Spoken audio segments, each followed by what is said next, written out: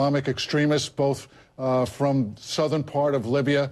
There had been a series of attacks near the airport. So there's no doubt that Chris was well aware at the time that Benghazi was less than a secure city. What do you think caused this attack? Was it simply that anti-Islamic film, or is there something much bigger here that explains this hatred of the United States? Well, with respect to Libya, I don't think it has to do with hatred of the United States, but there's no doubt that al-Qaeda in the Maghreb, the Ansar al-Islam terrorist groups, could have been Gaddafi dead-enders who all have been plotting to destabilize the government. But across the rest of the region, there's clearly a permutation of different levels of anti-Americanism that has arisen again.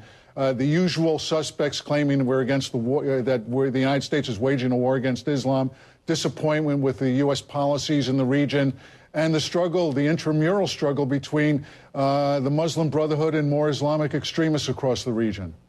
As important as Libya is, Egypt is certainly, from the U.S. perspective, much more important. I assume you, like a lot of others, are deeply disappointed that the newly elected President Mohamed Morsi was so shy, at least at the beginning, in condemning the attack on the U.S. Embassy. Well, indeed. You know, when he went to Tehran just a few days before that, I was hoping that he was going to keep punching above his weight.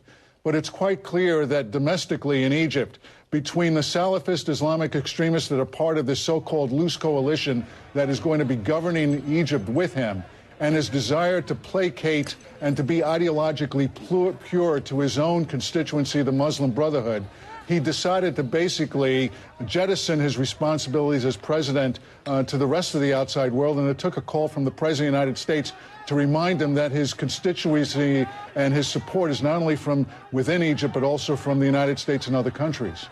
Before becoming President Clinton's ambassador in Morocco, you served under Jimmy Carter. You advised him on the Middle East. Those were tumultuous days. And we're now even seeing that those American and other international observers in Sinai are coming under attack. They've been there since 1981. Is it time to get those guys out of there? About 750 American soldiers remain in Sinai. Well, indeed, and given the fact that there's been an infiltration of Islamic extremists supporting Bedouins who are basically attacking Israelis and Egyptian forces, these American and United Nations troops are being caught in the middle. But more importantly, Wolf, the real problem that we're seeing here is just used as an example. Look at the Islamic extremists in Egypt who have the megaphone now, whether in the mosque or on the media, and who can cause the mobilization of people to rise up and to march on embassies. Just think what would happen if they decided to march into the Sinai against Israel. So that UN buffer force is even more essential, and it's going to require the Egyptians to be far more vigilant about what's happening in Sinai, not only because of these terrorist activities, but because they themselves realize that they may have opened the Pandora's box by letting Sheikh Qaradawi and other Islamic extremists get their megaphones back in Cairo. How do you think President Obama is handling this crisis?